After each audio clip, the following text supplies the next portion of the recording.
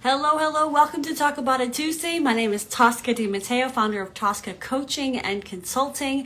And today we're going to talk to Lillian Davenport about self-awareness and how it's your acres of diamonds. So I'm really excited to have her on the show. And here she is. Hello, hello. Welcoming you on now. And yeah, I'll bring you on and then do a little intro here. Welcome, welcome, everyone. So excited to have you here. Hello. Hello, how are you, Tosca? I'm good. How are you today? I am doing fabulous, thank you. Excellent. Happy first day of summer, first and foremost. Oh, that is true. It is the first day of summer, and you know what? It's feeling like it down here in the Southwest. Oh, yeah, I bet. Yeah, it's like summer starts in like February down there, doesn't it? That is right. You know, we only get 2 days off a year from Right, summer. right, right.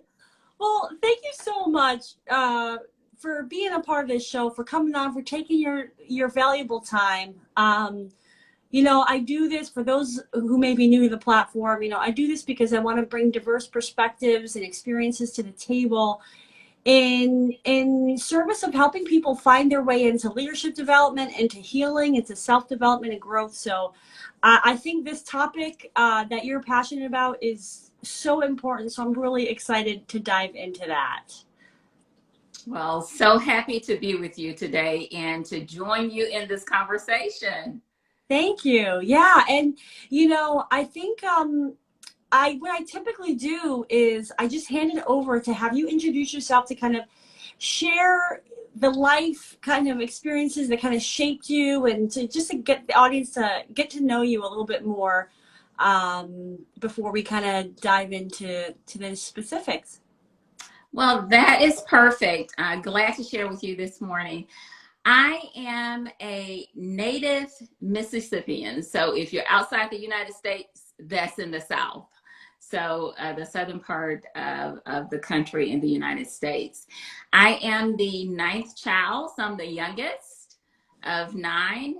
And I would say that I probably had a few firsts in my times. My parents were laborers.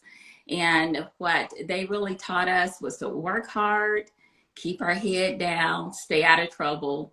You definitely get ahead. It was a little bit more than that. And being the one that's the youngest, I paved some ways that even my older siblings had not done yet. We all had the opportunity to finish high school, 12 years versus 10 years, which was a ways back. We all had the opportunity to go to college, and some went to college before but I was the first one to actually earn an undergraduate degree within my family. So that was a first for us. Also the first one to earn an advanced degree. So that was something new, and amongst the earlier ones who actually had a long corporate career. So it's been a lot of firsts for me, and leaving Mississippi where there were no lights. I was out in the country. In fact, I can say this, and my siblings can say this, but we used to say that we were so far away from the city until they had to pump daylight in. It was really dark at night. And so I moved from no lights, of actually graduating in a very small high school class, going to college in Mississippi, and then moving out to the fourth largest city in the country. That was kind of a shock to the system, but I think it was part of that rearing that I got from my parents, was not to be afraid, but just, go with gusto and pave your way. So that's a little bit about me in terms of being first. I had my corporate career spanned a little bit over 30 years. So that might give you an idea of where I'm falling, being a baby boomer, but a little bit over 30 years. And a good bit of that was in financial services. So the front end of my career was with insurance. The back end of my career was with insurance. And then a good 20 years in between with financial services, with one of the largest financial services organizations in the world. So that was awesome. For all those years that I was in corporate, for the most part, I was in human resources. So I kind of laughingly say that I got a chance to look under the hood and behind the curtain, and sometimes seeing the good, the bad, and the ugly, and being able to work my way through that, not only as a leader in the organization, but also to be able to help others as well. So that has been the scope and the breadth of my career. And now I have my own leadership development practice and career practice, and that is Endview Solutions. I work with leaders to be the leaders that they want to be, the effective leaders that they want to be, at the level that they want to be at. And primarily, I really enjoy working with women, but I work with everyone because I just want to be able to support as best I can to help those who want to be at a certain level. Let's get you there, but not only get there, stay there and not topple over as well. Yes. Well, thank you for sharing the journey. Like, there's so much that I kind of want to dive into, and so I hope we get to it all in this hour. But I think what's really pulled at me to kind of ask you about, if you're willing to kind of share, is the idea of being, you know, first in so many regards, as it within a large family. You said you were like the youngest of 9, and I'm curious if in being the first in many regards, did you experience resentment from your siblings, or were you supported in that? Like, were your successes celebrated? Like, what was that like for you? You know, it's a little bit of both. Just like any family is like a microcosm of the macrocosm. You get a little bit of everything. I think for the most part, my siblings were really happy for me in terms of being able to do that runway. They just made different choices. It wasn't that they did not have the opportunity to go to school and complete, because many did start. They just decided to do a little bit differently in terms of being able to make money sooner than later.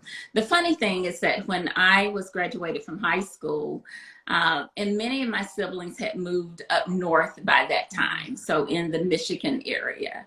And they would even tell me, if you come up here, you're still going to have to go to school. And I'm like, well, in that case, I might as well just stay where I am and I get my education down here.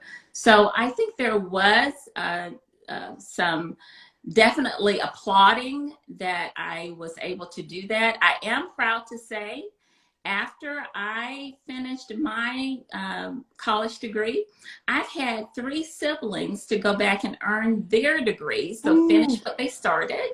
And I have a 4th one who is the oldest one in the family right now, that she is working to finish her undergraduate degree. So this is where the baby probably led the way of getting across that finish line. But we all came together and saw the benefit of being able to do what our parents were not able to do. Because in my case, I think my mom probably finished the 10th grade, and that was the highest that she could go in terms of getting a high school degree. And my dad had to stop much earlier than that, somewhere in the 3rd or 4th grade, because he had to take on the responsibility of helping his mom after his dad passed to rear his younger siblings. So again, just looking at my parents, it's like, don't give up. Keep going.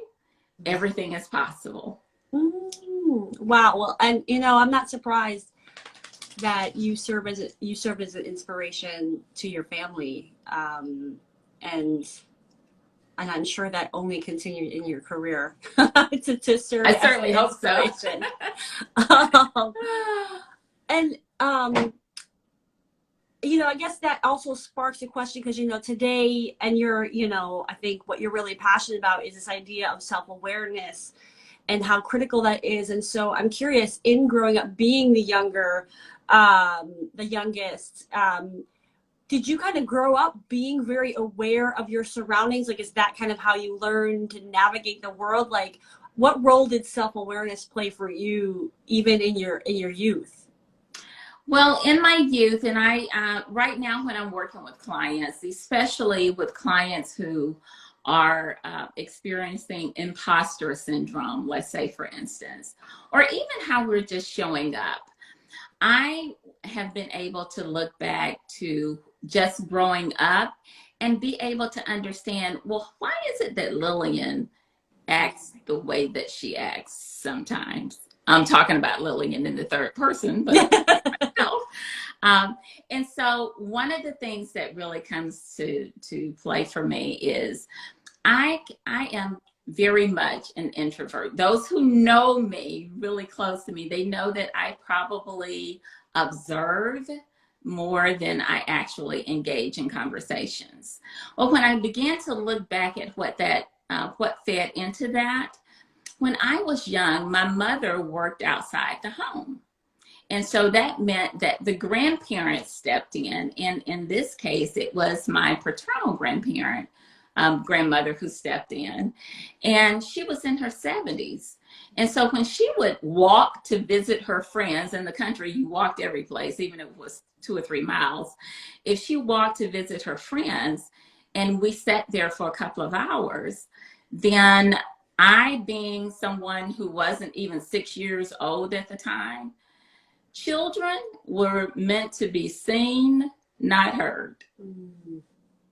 And I think that feeds into my introvert behavior right now. So how does that increase and how does that play into my self-awareness?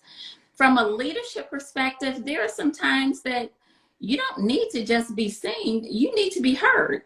And I'm having to break my way through that, be conscious of how I'm wired a bit, and know that sometimes that wiring I need to adjust and tweak just a little bit, because there are times that you really do need to speak up and not just listen. Early on, I think my siblings, hopefully they were joking with me when they said that I was a mistake, you know, the last one coming along and like that. And it wasn't every sibling, just a few that were closer to my age. And so when I look at that, even now as an adult, there are times that I'm really reticent about engaging with others because I'm like, do they really want me present? Should I really be here? Am I worthy to be in this space? And so again, just being aware of how I'm showing up, what may be holding me back myself, which are my own self-limiting thoughts and my behaviors that go back early on to my childhood. How can I break through that and actually be able to be effective in the space that I'm in? So should I be in the space if I'm invited to the space? Or even if I decide that, you know, this is a space that I really want to explore, yes, I should be there. So I'm having to put those thoughts behind me, consciously behind me, and choose to do differently.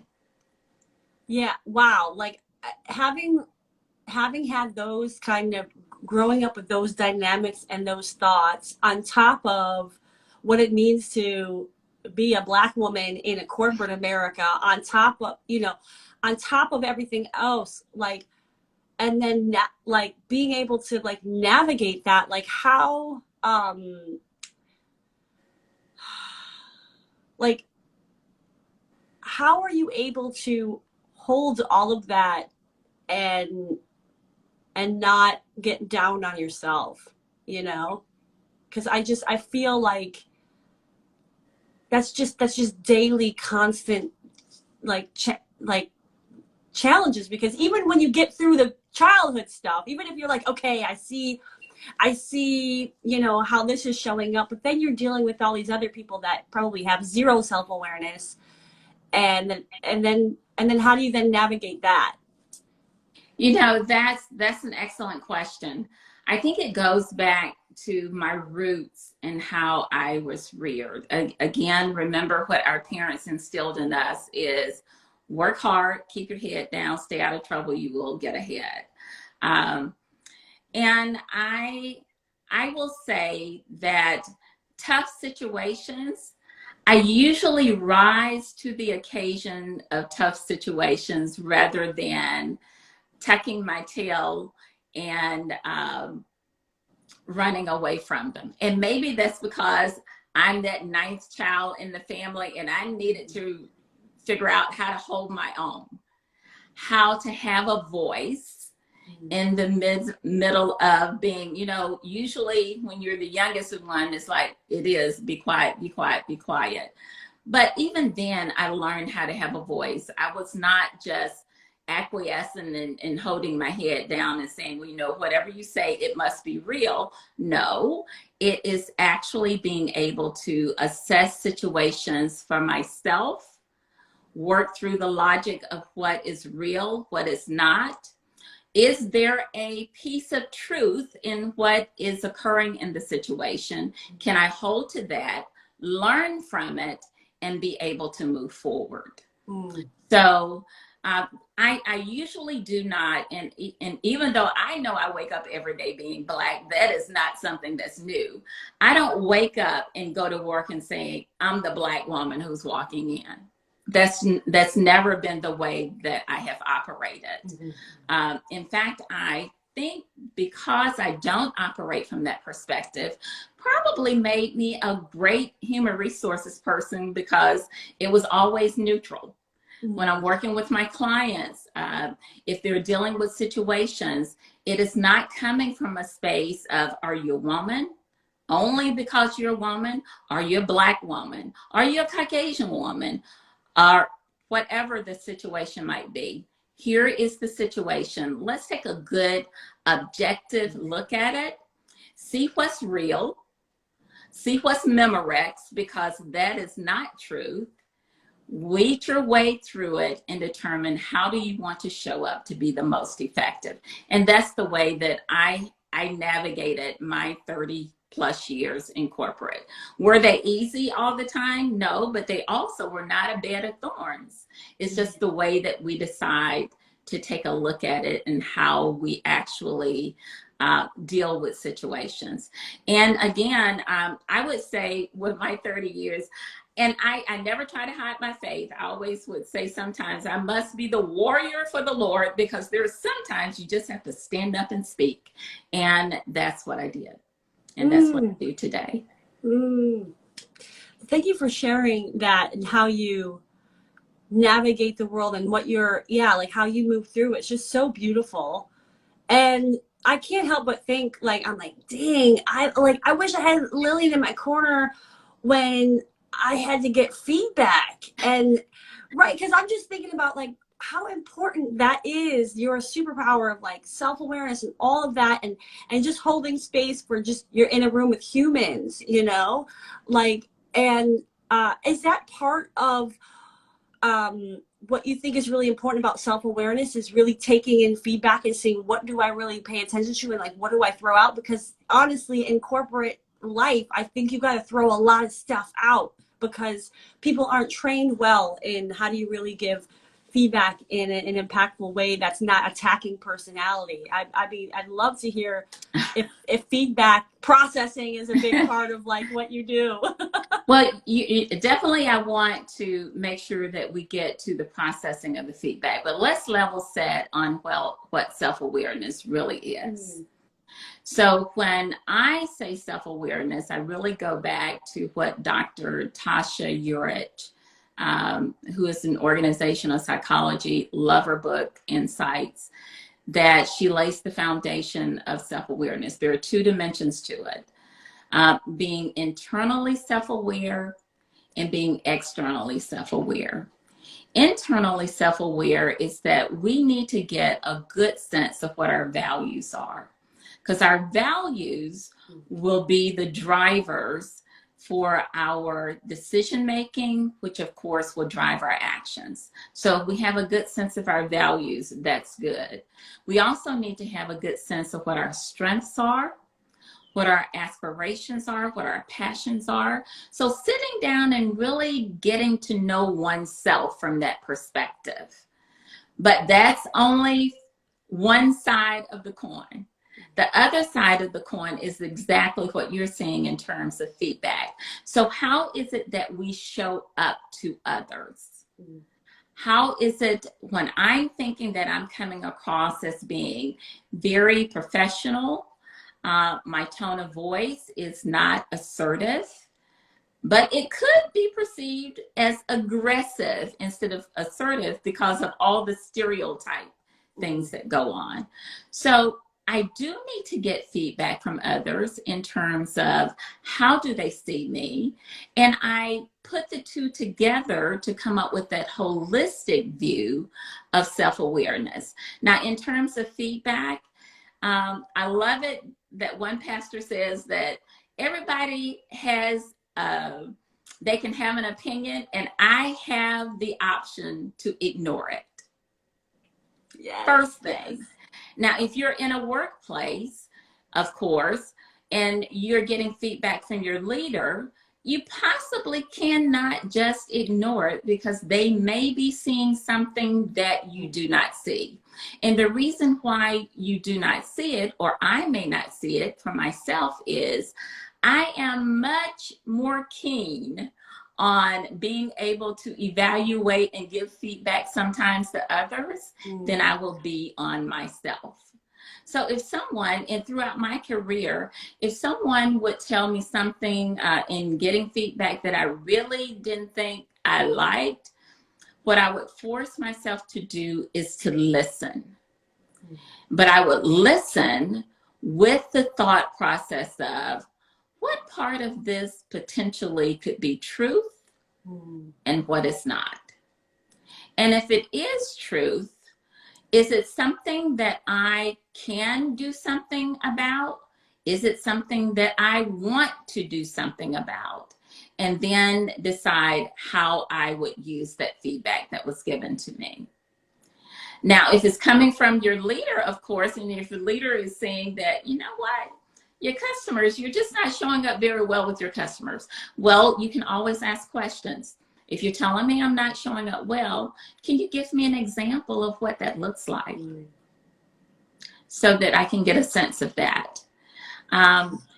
If you, and if it is the leader, what are 2 or 3 things that you would suggest that I could do in order to actually meet that expectation? So you don't have to just go off and take the feedback and just either ignore it or absolutely integrate it without some analysis to it. Get some two-way dialogue going on, because it might be opportunity to get some clarification. What I would say, if you are asking for feedback or if your leader is giving feedback, that is not the time to set up and do a debate on it. Just take it in. Right. Take it in, say Right. thank you, and be able to come back in a couple of days and say, you know, I would love to be able to come back in a couple of days after I've been able to reflect on this, give some thought to it. Can we have another conversation? So again, it's important to us not to just blow it off, but to understand what it is, put it in the right context, and then determine if it's something that we want to integrate into how we are moving forward. Yeah. Such sound advice, like for everybody live, like this is the, like, and watching after fast, these are golden nuggets. Like if you just like pay attention to that right there for your next like review, you are like ahead of the game. And by the way, those who are live, if you have any questions that you want to ask, by all means feel free to put them in the comments or in the question box.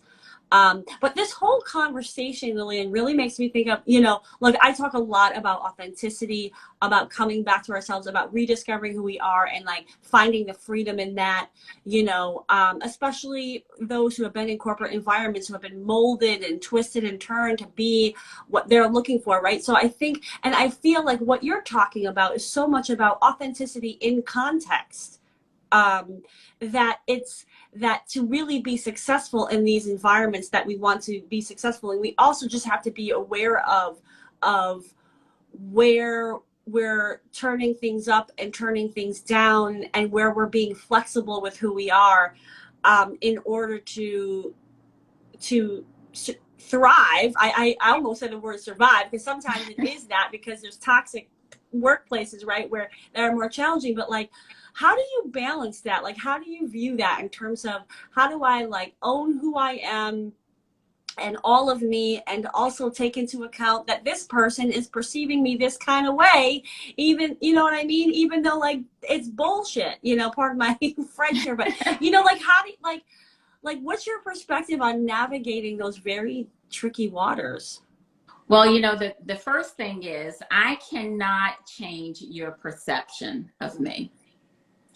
I cannot change whether you like me, dislike me, of whatever the case might be. What I can do is hold to trying to understand where you're coming from and to engage in conversation with you. Remember when I said self-awareness to begin with is being up close and personal with your values and being able to hold to your values. It used to be that I would say that I could work in any workplace because I'll just flex and I'll move on and I'll do that.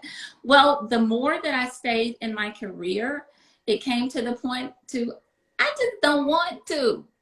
It doesn't align with who I am as an individual. So if you find yourself in that space that you're having to completely morph into an individual that when you wake up in the morning, that you don't even know who that person is because it's that other person that you have changed into being so you can fit into someone else's space, then that's when you probably want to have one of those hard discussions with yourself. Am I in the right place? Going in the direction that I want, that align with who I am fundamentally, and going to the place where I really want to be. Again, we can make ourselves, and I'm not saying just hop off and go find yourself another job. I'm not one of those people. I never, well, only one time did I really quit a job without having a job because the space just was not for me. So I'm not one of those who just say, hop off and go find a new role. But what I would say, if the space and the culture, if the organization's culture, the business unit culture, because even at an organization, you have a culture and then you have all those subcultures underneath. If that culture does not align to your value system, you're probably going to get those Sunday evening blues. And it's time to start thinking about, what do I want to do differently? How do I want to begin to plan and exit to do something more that aligns with who I am and who my values are? It's likely that the culture will change you before you change the culture. And if you don't want to flex enough to be able to navigate, because you know, if you want to be the VP or the senior executive in some organization, and it's going to take some things for you to get there. If you don't want to do that, then try to find a space and an organization that align and your passion that aligns more to your passion, who you are as an individual, so that you can truly thrive and not just survive and be miserable every time Sunday evening comes. Yeah, I love that. Just very, it's very practical and it's very sound what you're saying, because I think that there's been some folks, this whole great resignation, and people are like, oh my God, I can't anymore. And like, bless you, right? Like, yes, like, you're removing yourself from some environments that you realize haven't served you. And also, I think there's a possible fallout of that to say like, well, have we done the exploration to really look at, all of these things that you're talking about, to say like, well, where am I in this equation? And have I fully explored that, so that when I do go to the next, that I am clear, like, how will this be different? Because finding places that are going to have everything that you want or expect, right? That's very difficult. When there's such widespread challenges in the corporate culture. And so I think this advice of saying like,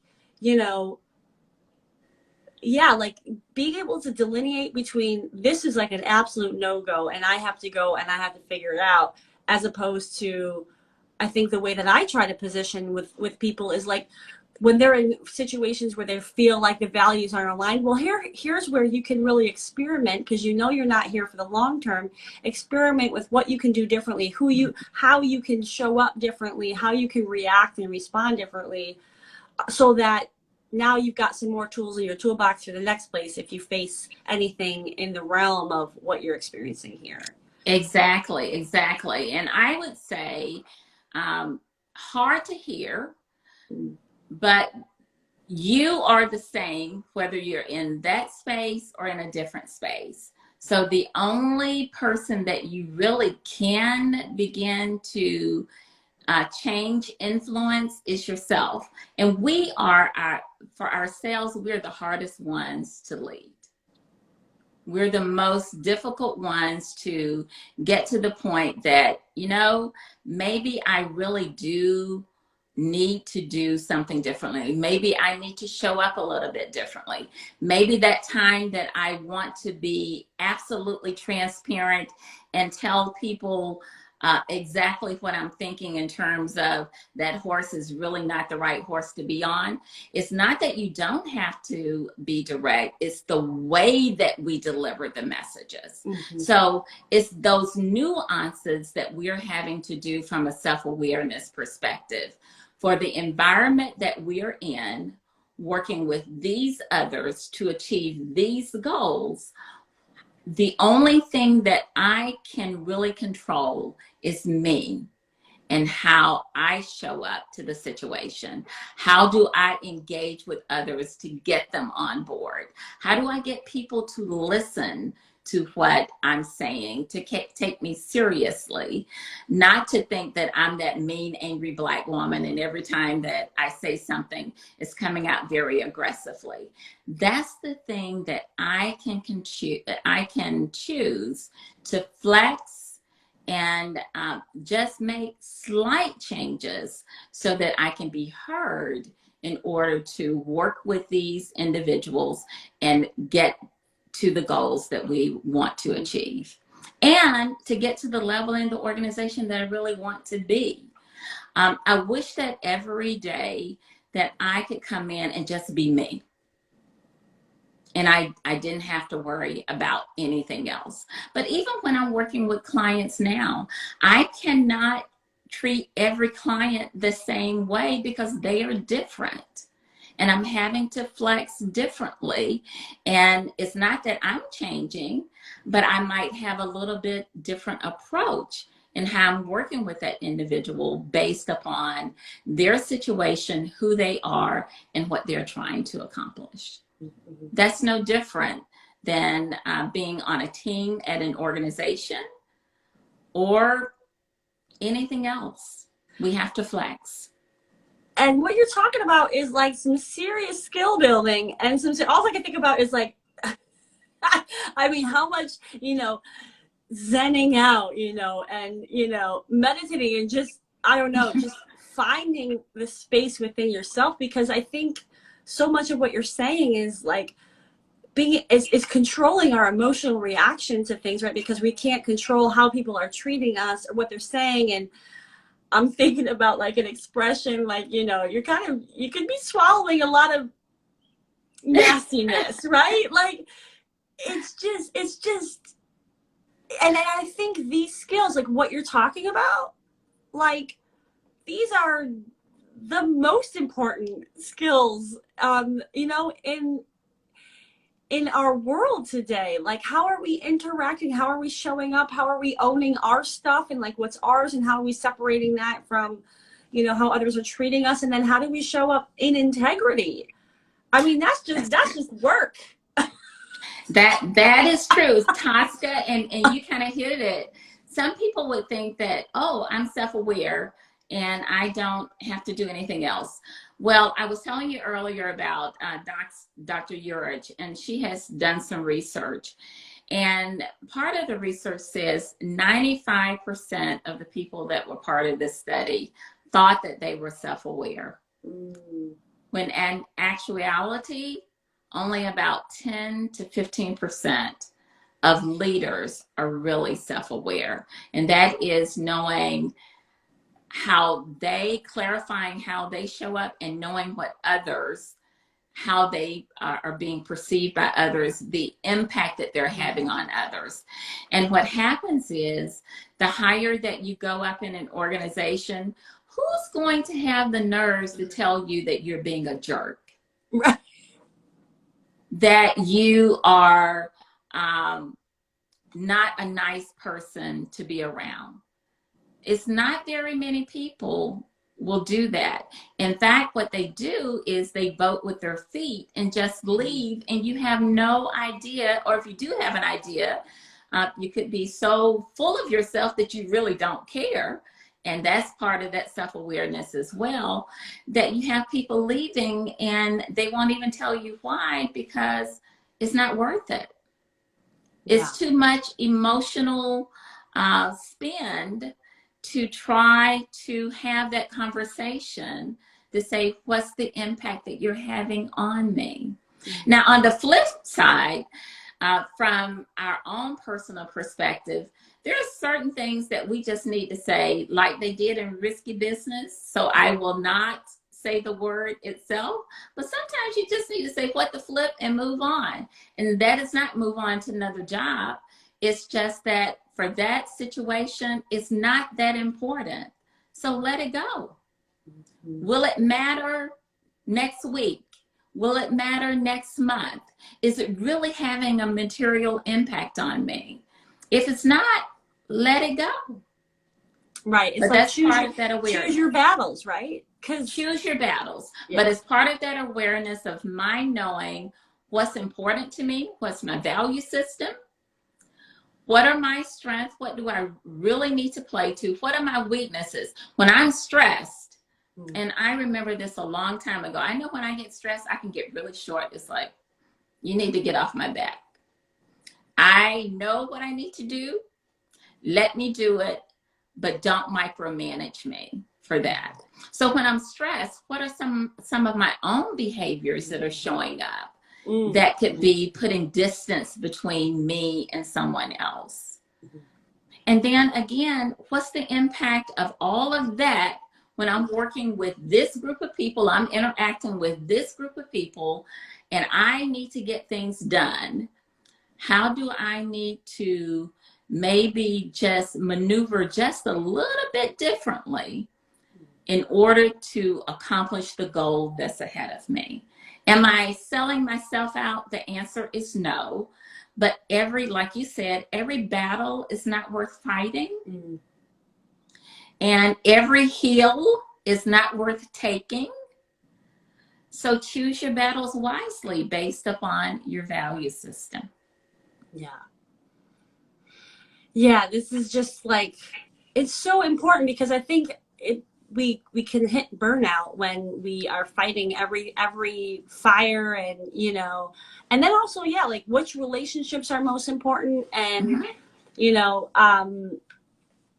just makes me think too, like sometimes when I show up in situations where I'm highly triggered, the emotions come and it's hard to manage it in the moment, and so I think part of this work is very much around where can you acknowledge, and where does forgiveness come in for self and others. Like, I'm curious if that's part of the work that you do, is because I think we can also be really hard on ourselves, so then it becomes like a resistance to accepting right where we are, versus being compassionate with ourselves and say, shit, I got a long way to go on this. You know what I mean? And like, ugh.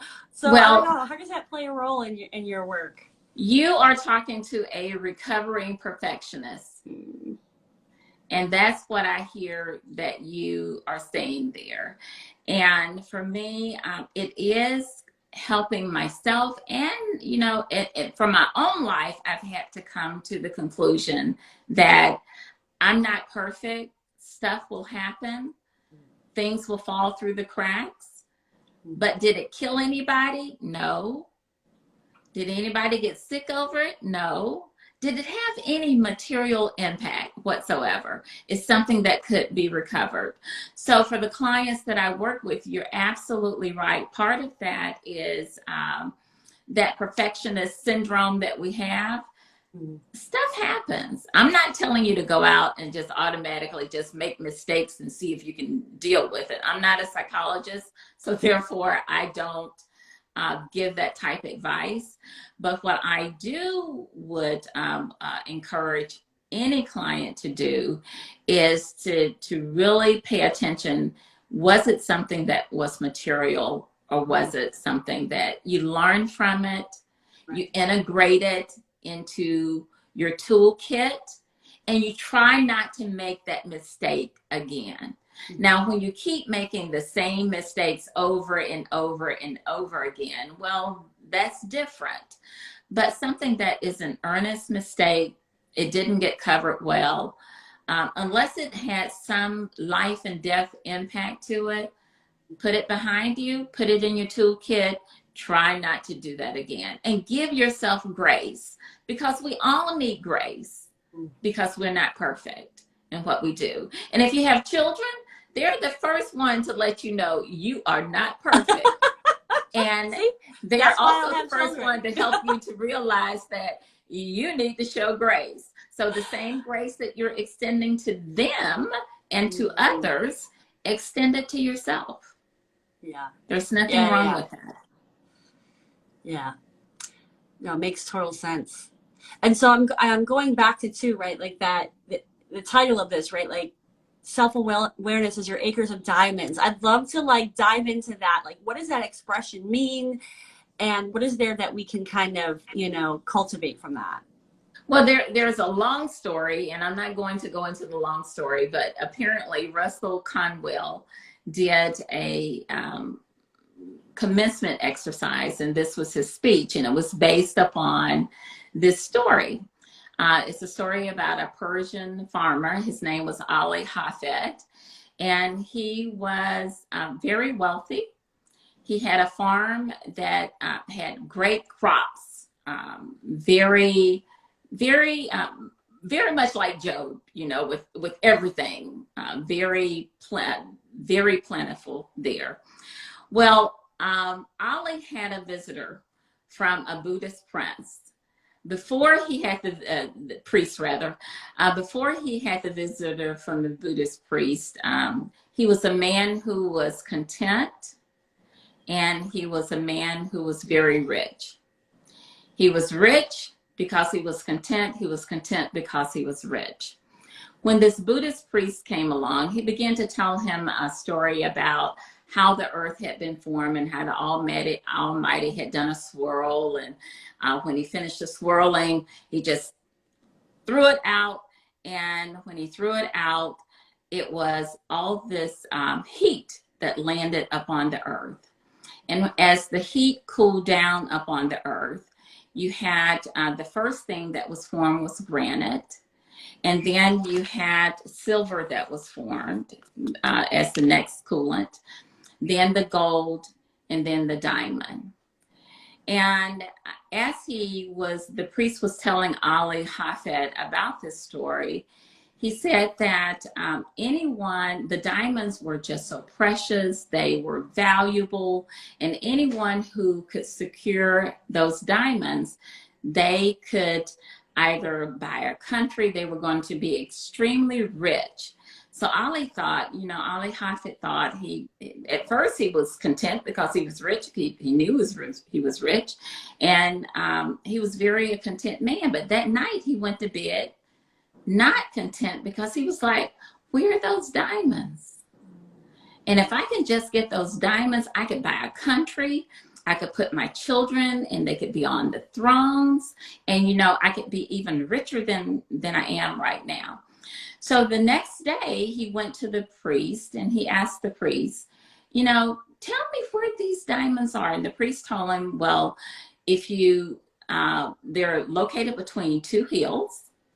And between the two hills, there's some sand. And if you just go with the sand and you go through the sand, you're going to be able to find those diamonds. So Ali Hafed thought, you know what? I need to sell he's already rich. I need to sell everything that I have. And I'm going to take off and I'm going to find those diamonds. So that's what he did. And he stayed away for a very long time. In fact, he was gone for a long time. He lost all his money mining, trying to look for those diamonds. And at one point, he was by the seaside, and he was at such a desperate point in his life. He just let the waves come over him, and he got washed out to sea, never to be seen anymore. So he never came back home. So the priest, of course, that Ali Hafed had sold his land to someone else. So the new landowners, the priest went to visit the new landowners, went into his home. He saw this big rock that was sitting on the shelf. And he said, well, where did you find this big rock? He said, it was out back. We were out back. And we, between the two mountains that was in the back of Ali Hafed's land, and there was a sand bed. And when we saw this glistening thing in the sand bed and pulled it up, I brought it in, and it's just what we have. And the priest said, well, I know what a diamond looks like, and that's a diamond. The long and short of the story is that Ali Hafed was rich already, but he was even richer than he knew, because the land that he had, the farm that he had, actually housed the sand beach where all the diamonds were laying, but he never discovered them.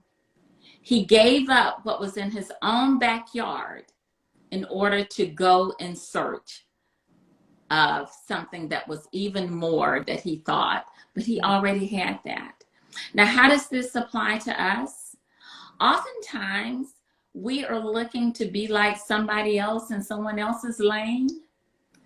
That person is so smooth talking, they're very outgoing, they have a big network, they have lots of friends, everything seems to be going in their way. What we don't know is that everything that we need is within us. It's a matter of mining it, getting up close and personal with what our values are, holding to them. There have been times in my career that I could have deviated from my values and gone with the norm, but I chose not to, and I'm a happier person because of it. Knowing what our strengths are. I am exceptionally organized person, an administrative leadership type person. I can take your chaotic life and help you organize it and get it moving in a great direction. That's the gifting that I have. So why not lean into it instead of trying to be like someone else? The same way with my weaknesses. I can tell you, excuse my French, if I really want to piss you off, I really can, because I know how to do that, but I'm aware of that. And there are some times that I need to stand up and be that person who is separate and apart and be okay with that. But know the role that I'm playing. I know the goal that I have. And when I need to tweak and do differently, be okay with that. And then trying to get a sense of what is it that others see in me. Now that's an area that it's good to have feedback from others, but also know you want to process it. What is truth? What could probably be truth? And what is so far-fetched, but let me at least explore it. Let me be curious about it. Let me ask some questions about it. Let me not say, talk to the hand, not the face, not that type thing. So let me be curious about it, because I need to understand what you're seeing in me, which could also be strengths that you're seeing in me that I don't see and I can't play to them. Mm. It could also be some weaknesses that you're seeing in me that are my blind spots that I have just overlooked. And I need someone who will put them in front of me so I can begin to work with it. So that's where that story of the acres of diamond, everything that we need to be exceptional, we are exceptional human beings.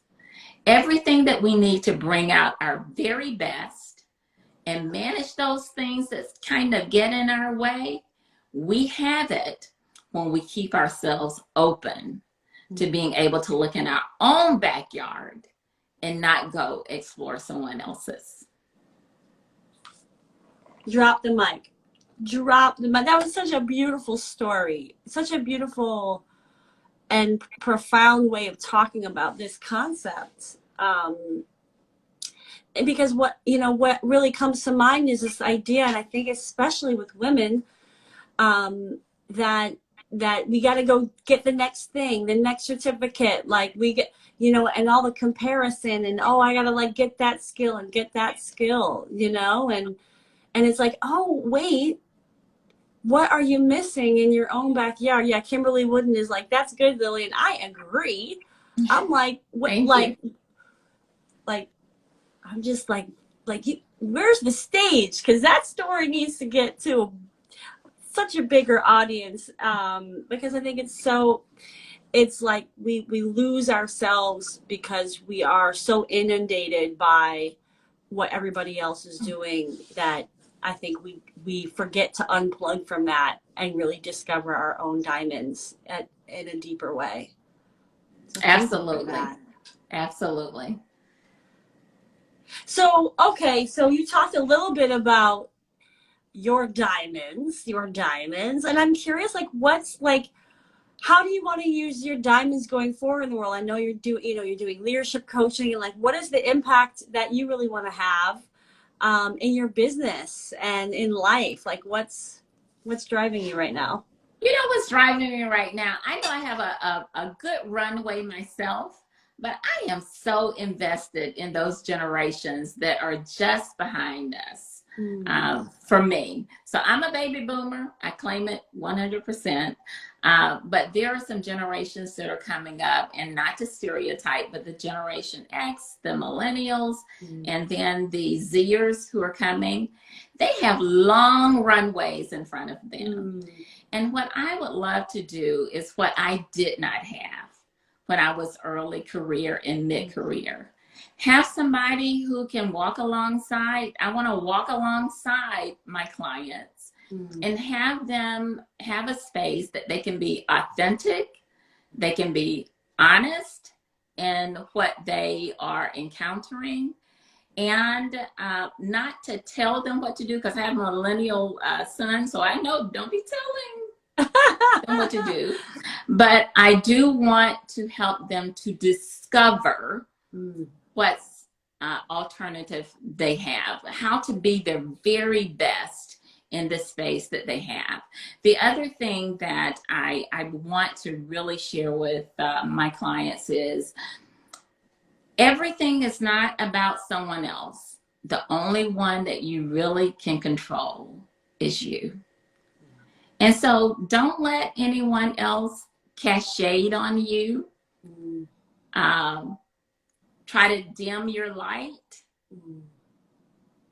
Be confident in who you are and let their lights shine to be a pathway for someone else. So if I can walk along with clients in doing that, I figure that I am serving my purpose for this space and time. So again, not to be a teller, but definitely to be a coach and a champion to help in any way that I can, for them to have the greatest runway and get to the end and, do that little turnaround and say, I made it. And I'm doing very, very well at it. So that's what I want to happen at this point in my career. That's so beautiful. It's so beautiful. And I feel so blessed that you're coming and sharing your message here, and that this is and this is the work that you do in the world, and the fact that you have walked the road, you've walked many roads in getting to be able to be that guide for people, because I think there's a lot of folks out there, the coaching industry is funny, without going down that rabbit hole, but when I meet people like you, that you have walked through the valley, and that is all the credibility that you need on top of all the other credibility, but that you have been there and done it is just such a testament, I think, to have all the tools available, because you know how hard the work is, because it isn't just like, let me turn on this switch. I mean, it is hard, and the fact that I think people don't necessarily get the support that they need to walk that road, because it's harder alone. And some of it's impossible on your own, I think. It really is. And, I think, Tosca, if the other thing that I could say is know when to stay and know when to leave, but don't pick up your marbles so quickly and leave. There's a purpose. You did not get to the space you are by chance. So there is either something to be learned from it or something that you will teach from it. So again, if you're just up close and personal with what's important to you and know your drivers, you'll know when to stay. You'll know, just like the gambler, you know when to hold them, and you know when to fold them. Yes. I'm taking that one to heart, because I'm like, I'm thinking about my business, and I'm like, wait, I'm holding on to the marbles just a little bit longer. Yeah, don't throw your marbles in too quickly.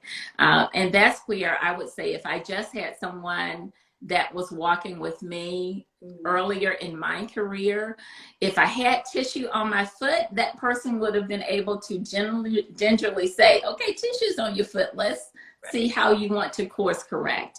And that's the part that I'm very much hoping that I can be there to be a trusted accountability partner with my clients. Yes. And so how can people get a hold of you if they want to explore working together? Like, what's the best way for them to get in touch with you? The best way to do so is just go to my website. It is Endview, VIEW Solutions with an S.com. There is a contact page there, and you can simply complete that, and that's the best way to reach me, the quickest way to reach me. Fabulous. Well, I can't thank you enough for this collaboration, for coming on here and sharing yourself and sharing your beautiful story, and I'm so glad. I think we're kindred spirits in that we want to support people in thriving while also honoring who they are, and trusting that that's enough. So cheers to you, and I hope it will be continued relationship with us here, and just so grateful. Absolutely, Tosca. Thank you so much, and be blessed. Oh, likewise. Happy first day of summer, everyone. Thanks for joining, and ciao for now. Ciao. Have a blessed day. Bye-bye.